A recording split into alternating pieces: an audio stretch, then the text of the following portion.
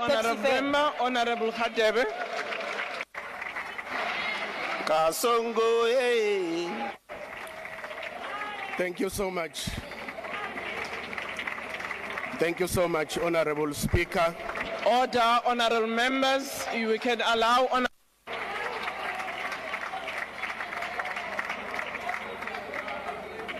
Thank you so much, Honorable Speaker. The Inkatha Freedom Party acknowledges the presentation of the 2025 fiscal framework and revenue proposals.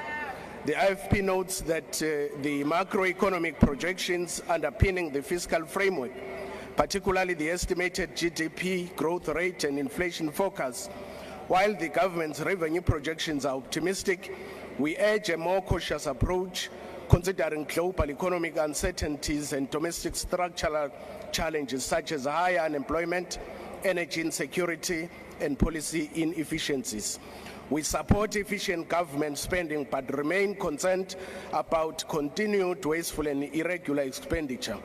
We call for a strengthened oversight mechanism to curb corruption and mismanagement, realignment of expenditure priorities to ensure increased investment in healthcare, education, and job creation initiatives, and greater fiscal support for small and medium enterprises as engines of economic growth and employment. The revenue proposals include adjustments in taxation and the introduction of new levies. We raise the following concerns: that any increase in taxation should be carefully assessed to avoid discouraging investment and burdening households. We welcome the government's expansion of the zero-rated goods list to protect vulnerable communities, while we support measures to curb harmful consumption, tobacco and alcohol excise duties. We caution against excessive increase that may fuel illicit trade and job losses in affected industries.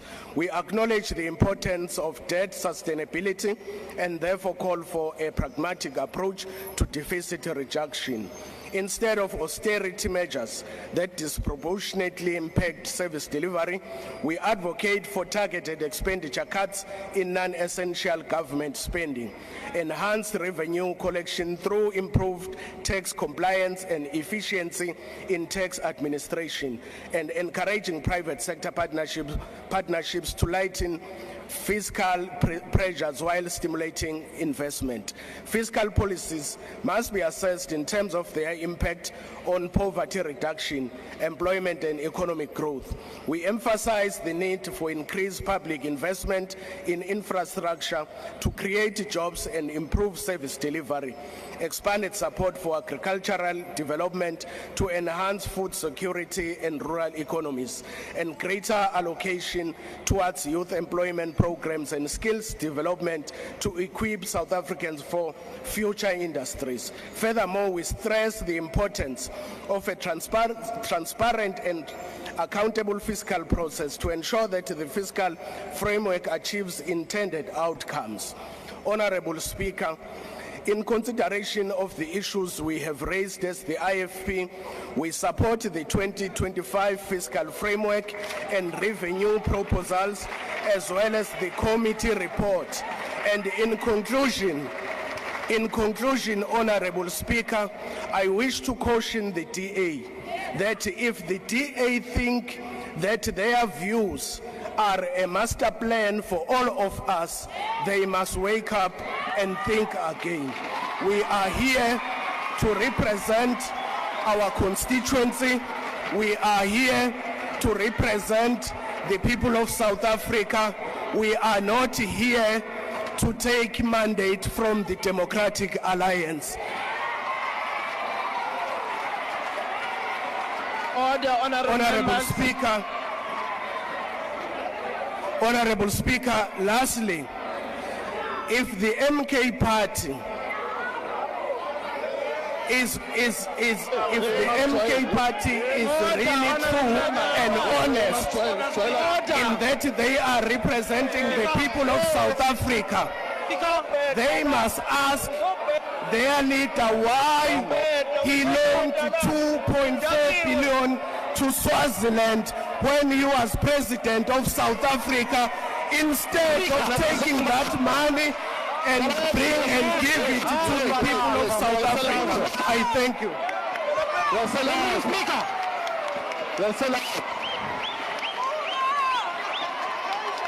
The Minister of Sports, Art and Culture.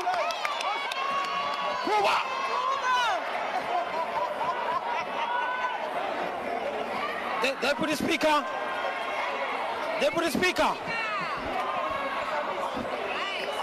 Deputy Speaker. Honourable Minister, please take your seat. Honourable Minister, please take your seat. There is a point of order. Could I just get an indication of where the point of order is? Honourable Dartmoor. Thank you, Deputy Speaker.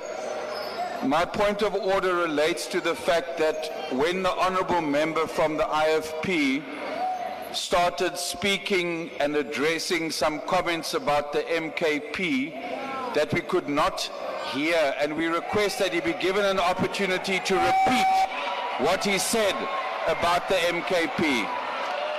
No, we agree. Honourable Member, your point of order is not sustained. We will proceed. Honourable Minister, Honourable Member, yes, please, your point of order. Chair, Deputy Speaker, can you ask the member who just spoke now, under which rule is he talking about here? Honourable Member, I did not sustain the point, so we proceed. Honourable Minister, please proceed. Honourable Minister.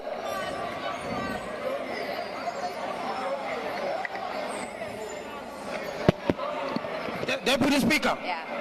Deputy Speaker. Deputy Speaker. Honourable Minister, please take your seat. Could I just have an indication of who has now activated his or her mic? Yes, it's me on the side. Yes, Honourable Member there at the back. Deputy Speaker, I'd like you to rule on this matter. The Speaker, when he started mentioning the issue of the MK, was drowned. As a result, as members of Parliament, we did not hear. Please rule in it and give him the space to re-articulate what he was saying about the MK, because we did not hear. Was being drowned against the rule that guides this House. Honourable Member, Honourable Member, I also refer you to the rule that once a Speaker has ruled that you do not raise a point of order on that point, and I have not sustained that point of order, so therefore we proceed. Yes, Honourable Member. Thank you, Deputy Speaker. We cannot be judged for sound issues that we've been raising for quite a number of times. And the member must understand that MKP are not sound engineers, while MPs hoping that Parliament will be not engineers of making the environment quite conducive for us to do our work. Honourable Member, that is not a point of order, members. We are not sound engineers. They are very far from being engineers anyway. Honourable members, do not switch on your microphones if you have not been recognised. I see there's a problem there in front, Honourable Member. Very far from that. But please, can we now proceed? I have ruled on the matter, and the Honourable Minister may now proceed.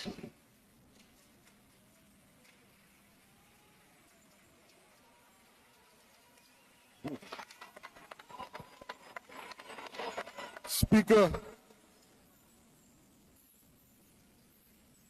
we are fighting here today with our GNU partner, the DA. Now it's important that I must give context and history of the fight. The finance minister approached us and he said, we are looking at a 2% VAT. We immediately said, that's too much. We were negotiating, we were fighting with the baiting. We ended up on 0.5 percentage points. I can't have it my way or the highway. So on the basis that the African National Congress deployee in the finance minister was willing to move from 2% to 0.5%. It is the reason why today I'm a proud member of the GNU. Honourable Minister, please take your seat. So, Honourable Minister, please take your seat. Honourable Manye, on what point do you rise? Thank you, Speaker. The honourable member is misleading the House. There was never a 2%. It's always been a 2 percentage point. The member must mislead the House. Order, honourable members.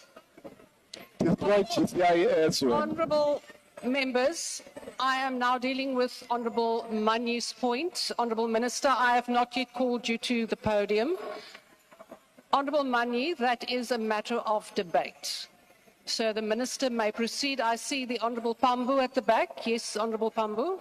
Thank you, Chairperson. I think at some point we must have an interaction with the Minister of Sports, Arts and Culture that he never addresses the matters on the table in the Parliament of South Africa. He's constantly speaking about peripheral matters. Today he's not debating the finance budget. He's speaking about something else. And I think it's a disservice to the people of South Africa. All he knows to do is to praise those who have deployed him. At some point, there must be a reining in on the Minister of Sport, Arts and Culture. He doesn't make valuable contributions in Parliament.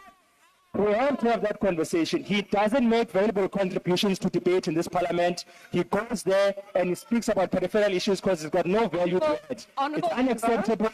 It's been continuing for a while now. We can't accept it as members of Parliament. Can we debate the matters on the table and stop telling us about his role in the GNU and his appreciation? We're tired. We know he's thankful. We're tired of that. Please. Honourable Pambu, that is a matter of your opinion and a matter for debate.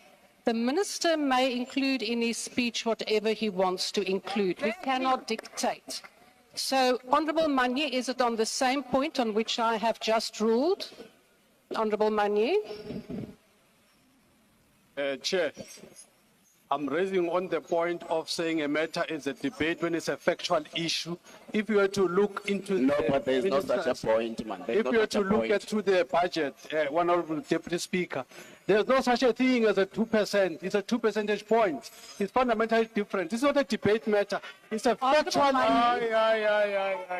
Honourable Manye, in terms of the rules, I have now ruled, and the Honourable Minister will now proceed.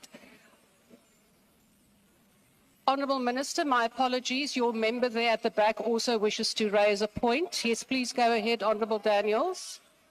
Thank you. Thank you. Honourable Minister, please take your seat. Your member is on the floor. Honourable Minister, your member is on the floor.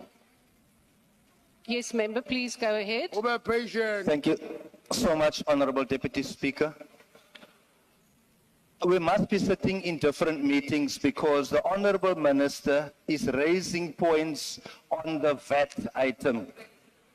Talking about the 2%, Honourable Chairperson, Speaker, is a matter that was initially tabled. I have ruled on the matter. Yeah, but they mustn't say we're not talking about VAT. Honourable when in member, fact digits are being mentioned, which refers to VAT. I have ruled on the matter, and please, members, take note. Once I have ruled on a matter, that is the end of that particular point of order, and we don't entertain it any further. Honourable Minister, please proceed.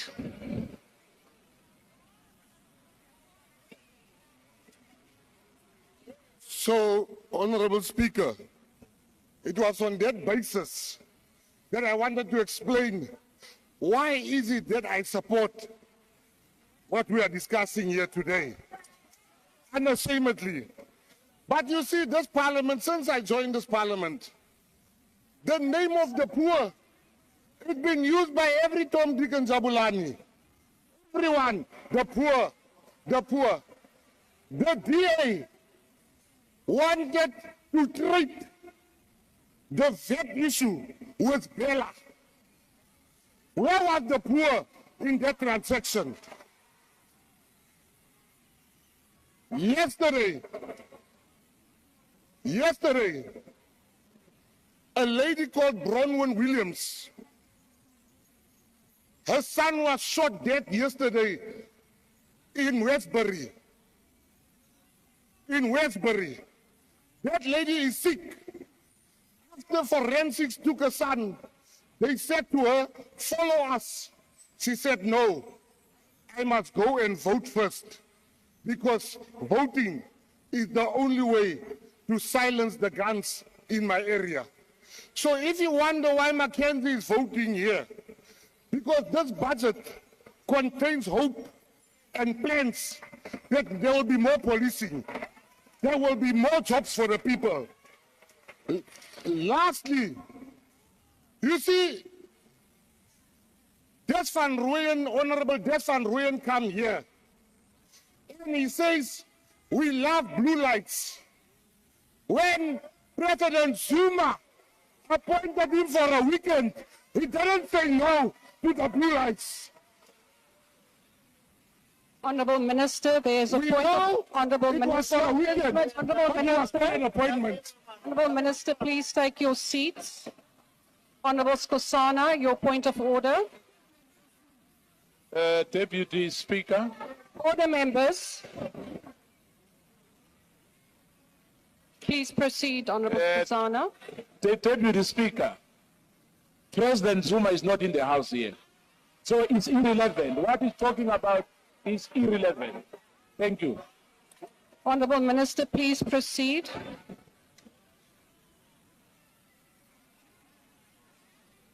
Honourable Minister, my apologies. Please take your seat. Member from the EFF, what is your point of order? Speaker, and this is on relevance. You know, we were having a very sophisticated debate on money bills, on fiscal framework. The minister has totally degenerated the debate on budget. The guy simply has no clue what the money bills is about, what the fiscal framework is about. He's speaking here like he's talking some numbers there in prison, talking about budget and all of this. Can you ask the minister, does he know what the fiscal framework says? Or is he going to continue degenerating the standard of the debate in this parliament about the budget? We can't stand for this mediocrity, we cannot. Honourable Member, I have already ruled on the same point raised by the Honourable Pambu, and that is my ruling. Honourable Minister, please proceed.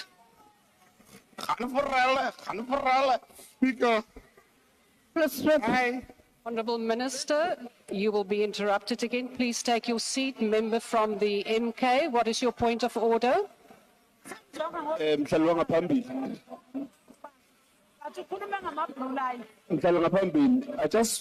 I just wish to check if the 3 minutes is not yet depleted of the minister there is wasting our time. Honourable Member, that is for the presiding officer to indicate that time has been concluded. Thank you. Honourable Member, MK. Deputy Speaker, I just want to check welcome player with the minister. The allegation that there's a child missing, and then is the one that is suspected. I want to check with the minister. Is he aware of that? He is supposed to be arrested for that. Honourable Member, that is out of order. Minister, please proceed. you know, Speaker, I'm sitting there being very proud of myself because I am containing myself. I'm being given economic lessons by people that has never given nobody a job, never opened a business, while I've given thousands of people a job. I've opened plenty of businesses. In conclusion, Speaker, I just want to conclude by saying 5 minutes before this hearing, I was the one running around saying to people, we can't lose the DA. We must convince the DA to remain. I'm standing here today to say, Abahambe. Thank you.